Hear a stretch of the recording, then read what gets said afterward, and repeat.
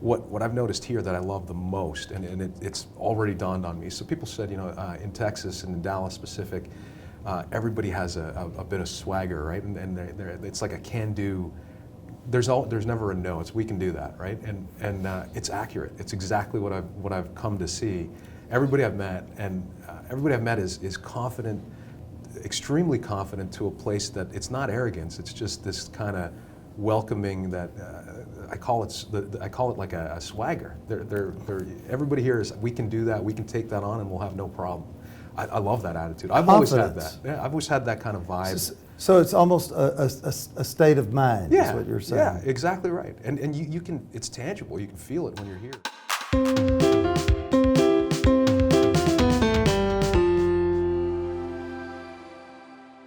Well, good afternoon, and welcome to another exciting edition of Capital Title Connects. I'm so excited today to have a speaker here with us that I know you're going to hear from.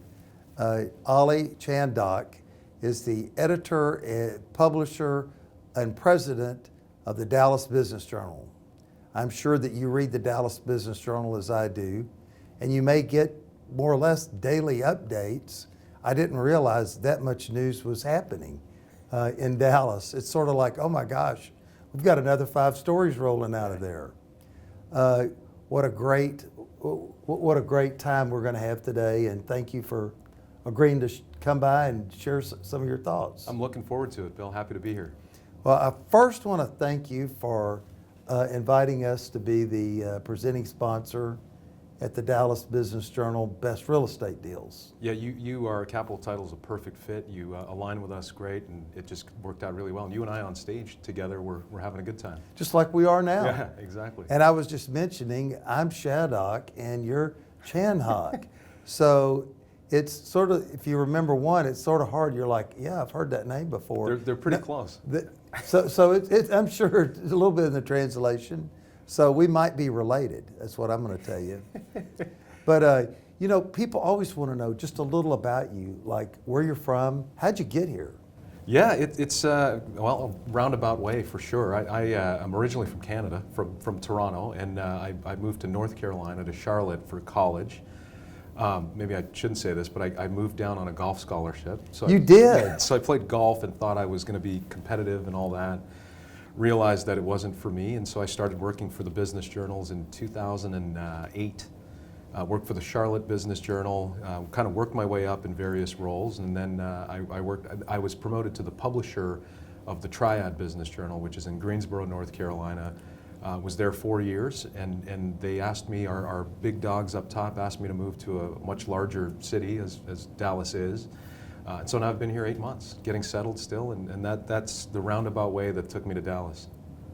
And so you came to North Carolina because they offered you a scholarship?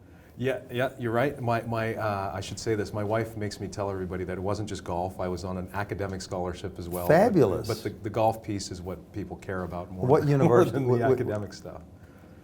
So North Carolina, you were in Greensboro. Where? I went to a really small school in Charlotte, North Carolina, called Queen. It's now called Queen's University of Charlotte. Used to be called Queen's College. Really, really cool school. I support them, as much as I can. But yeah, I started at Queen's and bounced around between Charlotte and Greensboro. Well, you need to write a story on them. What's their mascot? The mascot is a lion. It's called the name is actually the Royals. And it's like a cartoon lion, so kind of cool, actually. The sticker and the logo looks very cool. Well, a lot of people really enjoy going to schools where they have personal, it's more personable. They feel more important. I think we talked to Allie Beth Allman several weeks ago, and she mentioned that she had been to TCU, and her number one comment is they made her feel special. Right. And that's kind of important, especially at a younger age. If you feel like you're one of 100,000, maybe you don't feel as special as a smaller school has time to give you. Right, I think you're right on. That experience at Queen's is about 2,000 enrollment. So it was actually smaller than the high school I went to in Toronto. And I think if I went to a big state university or something like that, you almost feel lost in the mix sometimes. And with a small private school experience, our classes were 12-to-1 ratios. And Yeah. So you couldn't hide, which was a good thing, and it serves me well now, knowing that it allows you to interact and be vocal and be part of the community there, which is exactly what's happening here now in my professional career. Well, I expect to see a doctor's degree, an honorary and distinguished honors degree. You can keep waiting. Okay. Well, so tell us about what are you passionate about, Ollie? What are the things that drive you? I was thinking a little bit about that recently. Actually, number one is my family, of course, and Yes. that drives me greatly. I've transitioned here to Dallas from North Carolina, and spent the last 8 months living alone. Really, I was kind of almost commuting back and forth, and it dawned on me. Sometimes you kind of take the people closest to you for granted, and that time apart. Although I'm focused on work and the business journal, Sure. It makes you stop and realize sometimes that you need those people around you, your family, your kids, all of that stuff. And so for me, it starts with family for sure. They're here now, finally. Good.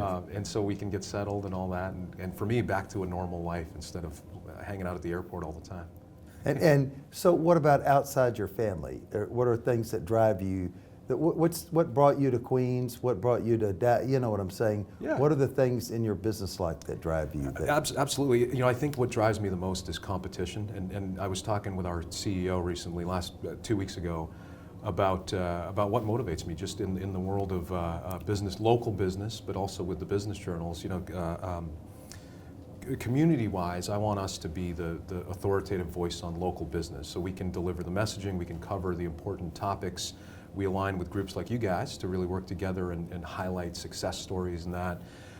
Internally, in the business journal world, there are, there are 43 business journals. I want the Dallas Business Journal to be the best one, the most profitable, the best place to work. All of those things that make us stronger internally, and I think they work together. If we have the strongest team, we're going to be able to do the best for the Dallas community, the business community. And so that's what drives me every day. That's why I wake up. And what would you say about, what about the Dallas Business Journal? What's it passionate about?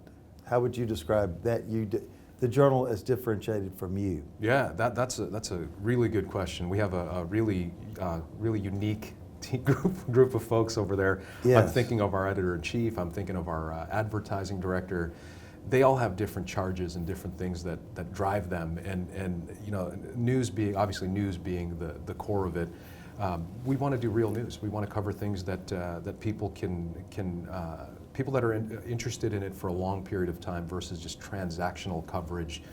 Versus, we're certainly happy to write about a company starting up and hiring 50 people. That's great news. Sure. But we also feel like we serve a purpose. We need to uncover things that are happening that impact the local business community. We need to highlight successes, but also some of the negative things sometimes. Those are important for us to be able to tell that story, because it impacts all of us. All of us, you operate your business, and if something's going on that can give you a speed bump, we want to tell that story so that you're aware of it. So that's what our team is passionate about. I know that for sure. On the flip side, the business part of our house is really focused on getting plugged in and helping the community out, and being a part of events and programs and things like this, and that we can get together and share ideas. It really sums up into being part of the community. That's the goal of the Business Journal. Well, you know our folks. There's some interesting characters. They're great. In there. They're great people. Well, Wick Allison said he was in the D magazine for 10 months. Things were going along rather well, and apparently Wick got sideways with the guy running for mayor, Wes Wise, came out with a big league article, and the net result is so it was a big negative article, and unfortunately Wes won big, and the guy at the radio station, Ron, I forget his last name now, but said if there was an 11th edition that he promised he would eat it. And so anyway. Yeah, we get into, there's some interesting stuff in the Business Journal today that you'll hear about, I'm sure. And we try and play fair and stay in the middle and report the news as Sure. it is objectively. And it depends who's in it, who we're covering. Sometimes it can be taken as a negative. Other times it's over promotional almost. But our news team, I mean, they're savvy. They know how to stay really objective and right in the middle where you need to be, and they know how to uncover things that you and I may not have thought of, which is why they're the superstar journalists. Well, I know in Aspen they have a little magazine on the front of it says is something about if you don't want to see your name in here, don't do it. Yeah. If you did it, it might get on there. Yeah, yeah, that's a good way to keep it out. Well, Dallas Business Journal has obviously established itself as a preeminent publication. And one of the questions that I asked Allie Beth was something we all deal with, and that's technology. Mm-hmm. Right. Now you have a magazine. How often are you published? So we publish the print edition every Friday, and really we've had a major shift in the way that we publish news. This happened 4 or 5 years ago, yes. maybe even longer. We've become a digital first operation. So we, even when people say newspaper, we cringe a little bit because the print edition has really become third. It's been tertiary in our game, where we publish news online via those emails that you mentioned. You get my 8:15 email and 3:30 email every day. I know. Listen, I don't get 2 emails a day from Google. I send too many. No, they're good. Right, and so that's our entry point, is to really get the news to you via an email or a newsletter. And that's where technology is playing. It allows you to be a player in the 24-hour news cycle. You're right. It's 24-hour news cycle is correct. We used to years ago hold news till Friday before we could publish it in print. Nowadays, it's you might get an update from me at 11 o'clock on a Tuesday night. We're now in the 24-hour news cycle and publish things constantly. In addition to that, the app is where I look at the business journal. Yes. So I look at it on my phone and I pull up the app. It allows us to be faster, to cover things right away and to get things in front of you without having to really curate for print. We don't wait to make it look pretty and nice for print. We're getting the information to you as soon as possible. So technology has served us very well. It's something that we've embraced, and our readers are embracing it. Well, I remember the night of the best real estate. I remember that someone was there but couldn't make it. Was it you or someone that was back at headquarters coming out with a story? Oh yeah. Me and you were hanging out on stage, and one of our reporters is almost tweeting the story social media wise, but also recording it and publishing it immediately before you and I can get back to the car. It's on our website, highlighting all of the honorees and the winners. So they're our news team is very savvy in using the technology at hand to get it out there. And where do you go to get these awesome people that have decided to come? That's How do a you great recruit question. them? So a lot of it is a network. They come from all over. They're not just from DFW area. We recently added a new digital reporter, actually, and she was an intern for me at the Greensboro, at the Triad Business Journal. She graduated from Chapel Hill J School just a month ago. We recruit internally as well. Our newest designer came from the Tampa Bay Business Journal, which is really nice. The nice thing about the business journals is we're a very close-knit family. Yes. I'm an example of that. I've worked in Charlotte and Greensboro and now here. But recruiting, there's a ton of journalistic editorial talent out in the community. The specific schools that kind of stand out, and I don't want to leave anybody out, but Chapel Hill is always a big one. Missouri J School is a major factor in what the business journals do, yes. and who we hire. There are numerous other ones, and then there are folks. You have to mention SMU, TCU, Baylor, Absolutely. and University of Texas and A&M now. You're absolutely right. This is a hometown crowd. There's a you better ton get of some that. talent out of there. Well, half our staff comes from those 3 schools. You 4 darn schools. right, Yeah, of course. yeah. There's almost too much talent that it's hard for us to employ everybody. Now every business journal is fairly lean. We employ contractors and freelancers, but our in-house team is only 25 or so. So it requires some creativity in finding talent and using that talent very well. One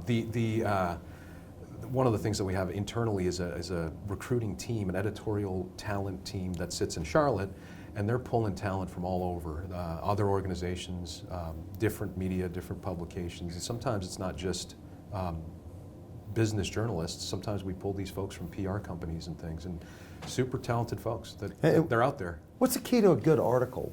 Okay, let me put it this way. There's a number of publications, and I read them. I'm not very discriminating. Right. I just see the article, right?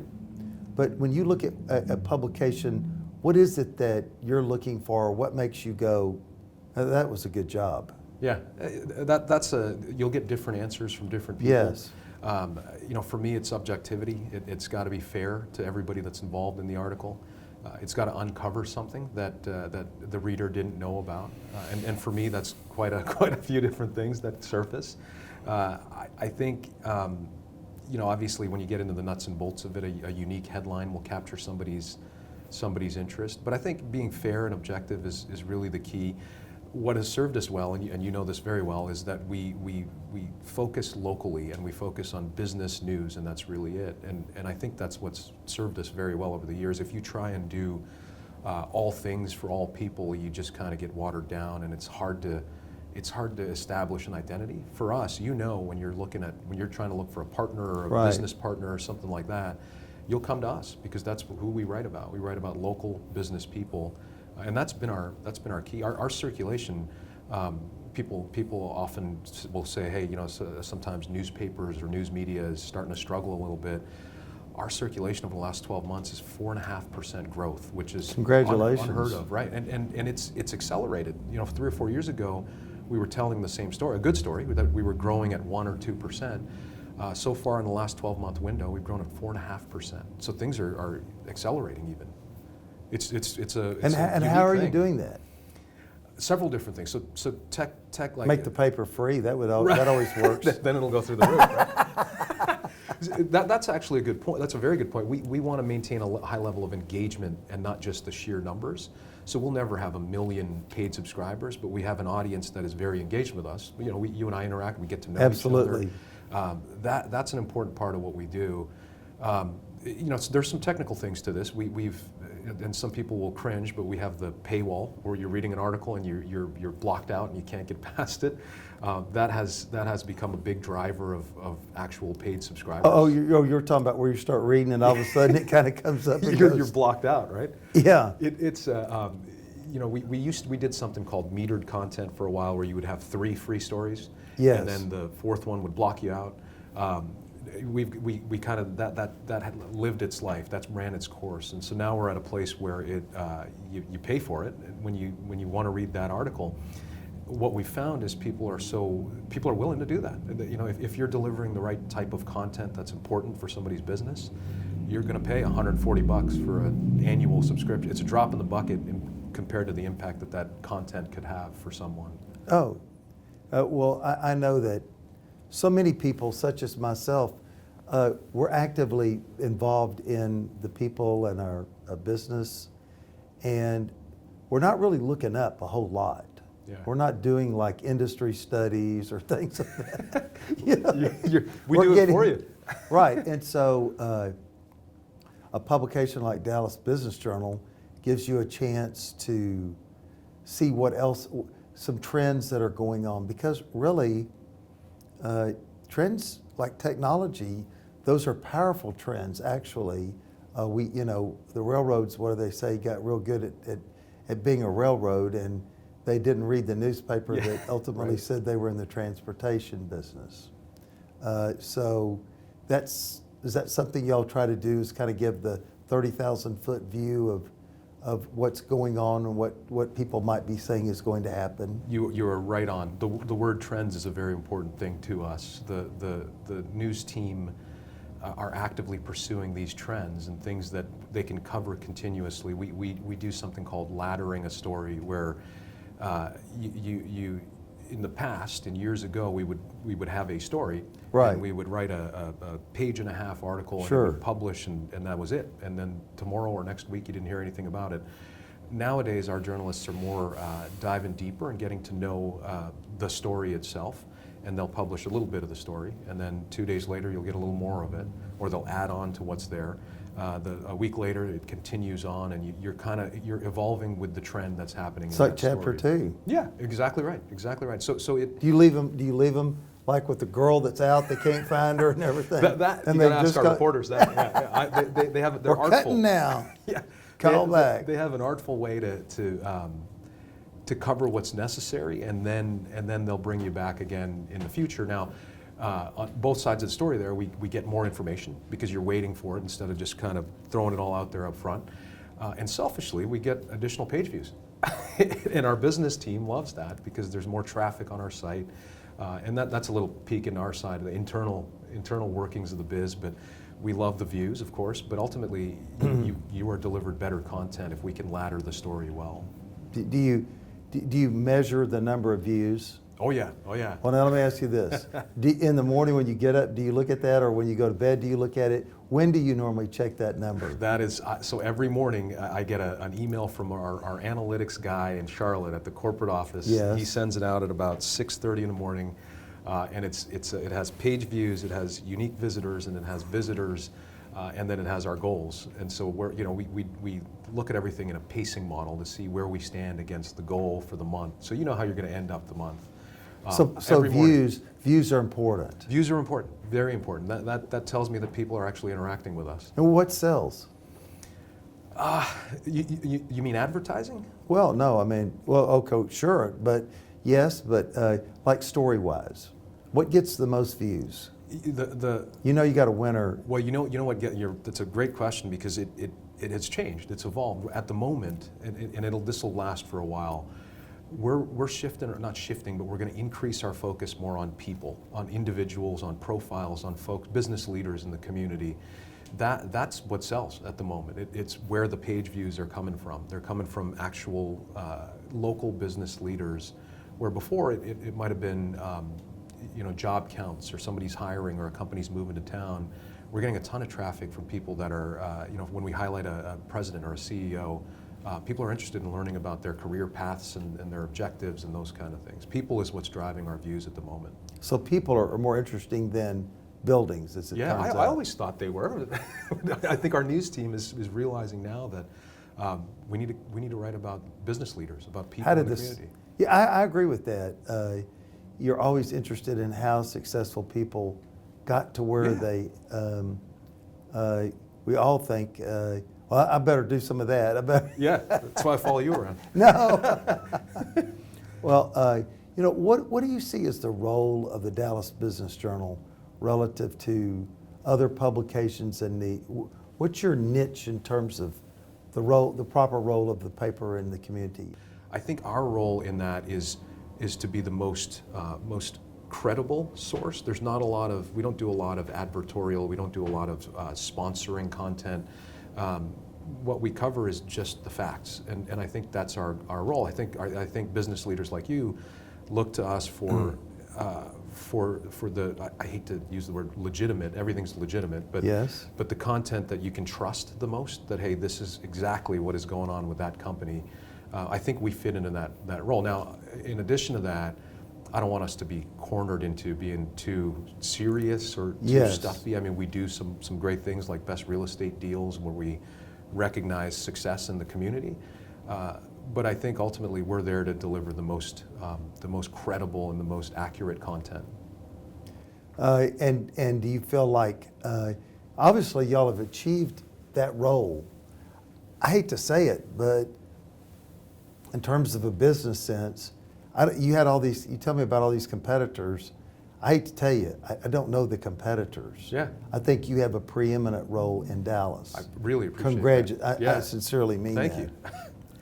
And so you've come from a different place. You grew up in a different place. My brother once said, you can never understand a town until you leave. So a lot of people around here especially have been here a long time. Yeah, yeah. Herb was talking about riding horses, I think, right here as a child. But who is Dallas? What do you see as Dallas? Why? What do you see when you get here? What do you think about Dallas when you tell your friends from Toronto or Charlotte? What makes it different? I love that question, and I've only been here 8 months, right? And, yes. And so I've learned quickly, and so when I tell the story when I left the Triad Business Journal in Greensboro, Initially, our staff was when I first told them that I was leaving, they're pretty upset and it was Yes. a little turbulent. And then after a few minutes, somebody said, "Where are you going?"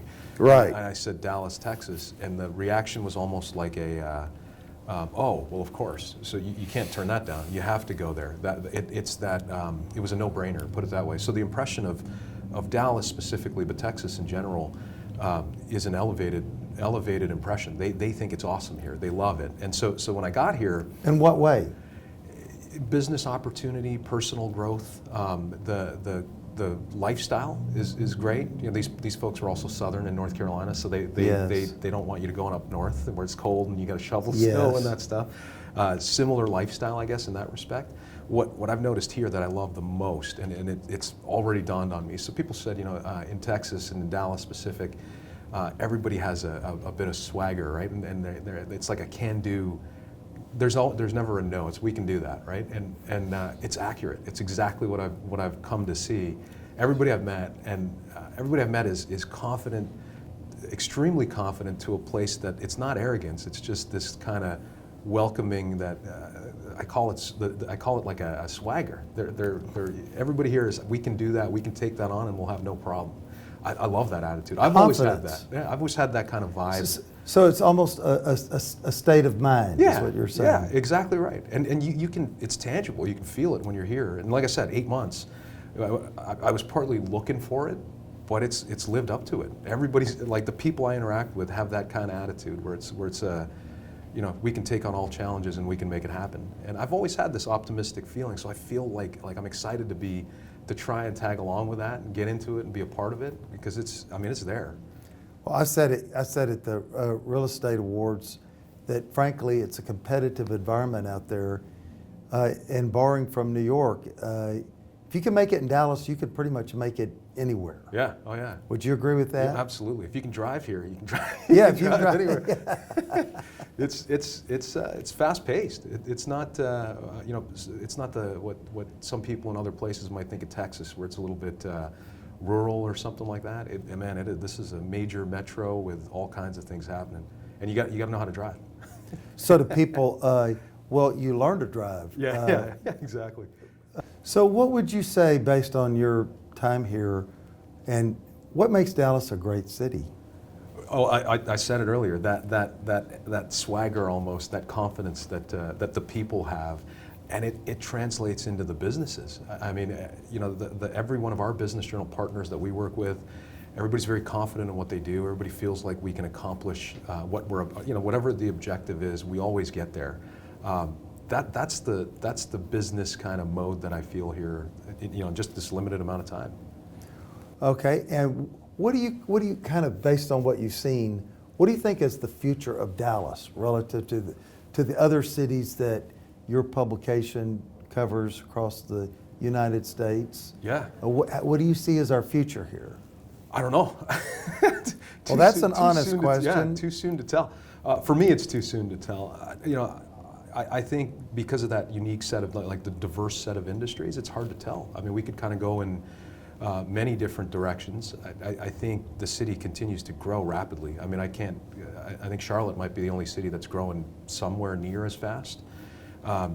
This place is going to be one of the biggest cities. It is one of the biggest cities in the country, and there's some challenges that come along with that. Obviously, like infrastructure challenges and all of that. But the fact that we're represented by tech companies and oil and gas companies and healthcare, finance for that matter, I think we're well off. The future is kind of blurry because of all the different stuff that 20 years from now, we could look like one thing or the other, Well, I think it's continuing to grow. Yeah, absolutely. It's warm, and as you mentioned, I was in Chicago, and I had a delightful time earlier this week.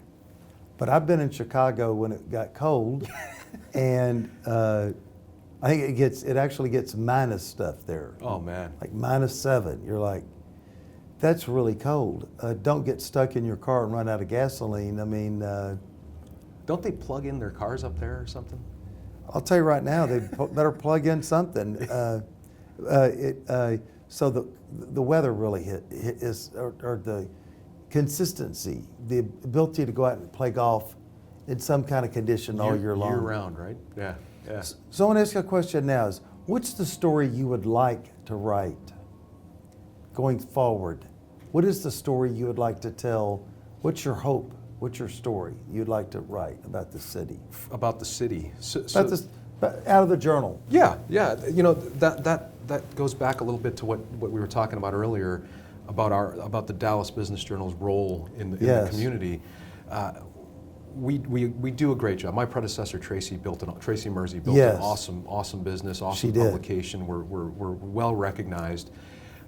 We cover what needs to be covered, but I think editorially we have an opportunity to be very important to the community. Business, of course, is what drives this town, drives the region for that matter. Sure. And I think we can talk more about how business impacts the region. My wife and my kids and people in the community that are not necessarily directly involved in business. Sure. How companies like yours and mine impact the way Dallas evolves and grows. And it sounds a little bit vague, but you know, I think we need to cover some of the challenges that Dallas has, the wealth gap, the difference between North and South Dallas, food deserts, things like that, things that are not necessarily business specific, but that business folks can address. And so we can do that with our reach. We have a powerful audience and a sophisticated audience. Yes, you do. We can get into that a little bit, I think. And at the moment, we're doing what we're supposed to do, which is cover local business news. Yes. Our next step is to get a little more into how local business impacts the greater community. That's the goal long term. Well, you've achieved a great deal. What would you suggest? You know, there's a young student that's maybe going to University of Missouri this fall and going to study journalism, and maybe they would look at this and wonder, boy, that would be I would sure like to take Ollie's place one day. So maybe in the journalism and generally, what's your advice to those young people? What's your advice about how do you get to be president and publisher of a newspaper? How do we get there? Yeah, that's a great question, and I feel very strongly about every young person has heard this before, but about establishing your network and getting to know folks. And you know, I started out at the bottom. I sold subscriptions for the Charlotte Business Journal years ago. You a good salesman? My wife thinks so. You sold her. Yeah, I guess, right? That worked out. So I think you know, I started out selling subscriptions, and what served me well back then is to get to know as many people in the community as possible. Yes. Then I moved into advertising sales, and advertising was more about getting to know the right person. Yes. You know, now my role is to really help spread the word of the Business Journal and be involved. Yes. It's the same thing. I've got to get to know business leaders and get to know how we can help them and how we can partner together. Any young person trying to get you know, whether it's my role or yours, they've got to make the right connections in the community, and they've got to value every one of those connections. Sometimes, you know, one of the first things I ever did was first sales call I ever went on. I used to sell industrial supply when I first gave up golf. Good. Sold nuts and bolts, and we walked into a woodworking shop. They built furniture, and this was in Thomasville, North Carolina. Oh, that's furniture capital. Yeah. Oh, and we used to sell this Teflon spray that would help things slide across the saws and stuff. Yes. And the guy buys cases of this stuff, and I sold him what I thought was a case, but it was a box of 6. And my boss, as soon as we got out of the meeting, got all pissed off at me because he was selling them 48 cans every time. So I made that error right off the bat, and I learned from it, and that was it. And so that to me, learning how to sell things and learning how to position yourself in the community, network-wise, is what serves you well. And I think that will serve any young person very well, and no matter what they pursue. Well, I am involved in a course where I meet with some young people, and one of the things that I bring about, I have a saying that your ability to build and maintain relationships will determine your future business, and I go, oh, watch out, and personal success. I couldn't, that is right on, absolutely. And you know, young people, this happens to be at Better Law School, but somebody's sitting out there thinking, I'm just not one of these, hey, how are you doing? Boy, hey, God, great to see you, and if they just knew, first of all, not everyone appreciates that type of overly gregarious type Right. job, and if they just reach out and be nice, you can be kind and nice, but the main thing is try to go and do, to say hi, to meet people, to let people know you appreciate them. I asked them how many people I know that the professors down there work very hard to deliver a top-end product. I asked them how many times they'd ever thank their professor. Right. And they're like, not once. Never did, that would yeah. be zero, pal. But I wonder if they might I wonder if that would inspire, I bet it would really inspire if they could learn to appreciate and verbalize that to people. Yeah, absolutely. And so building relationships is, in my opinion, the key to my success, personal and business-wise. Oh, absolutely. You're right on. Relationships were everything. And I'll add to it, internal relationships. I had what I would call a sponsor internally with the business journals that believed in me and really helped to tell my story to our leadership, which is what helped me move up in the company. So community, of course, and then internal relationships are extremely valuable. You couldn't have said it better. Well, I'll just tell you this, is that whatever I've achieved based on other people helping me get there. Right, yeah. And sometimes we think, well, I know a lot of people helped me to get here, but I'm here. Right. It's our turn to help out, right? But really, yeah, well, sort of, yeah. Yes, you are, but there's some responsibilities that go with that.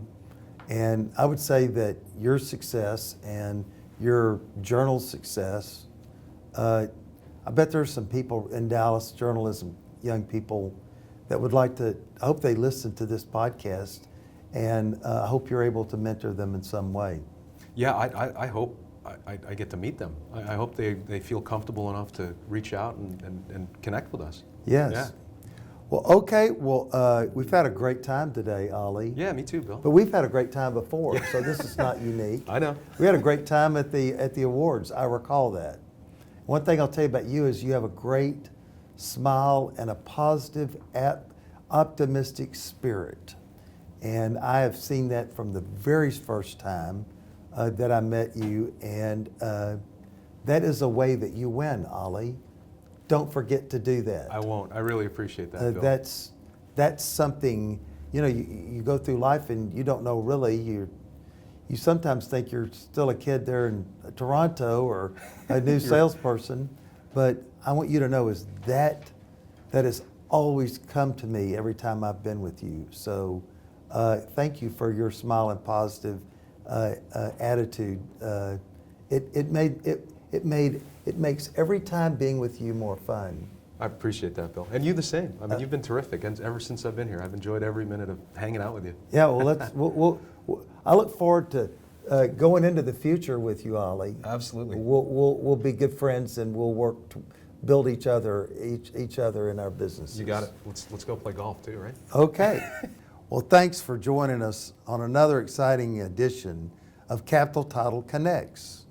We hope to see you on Facebook, Spotify, iTunes, and Podbeans. And there's just one other thing.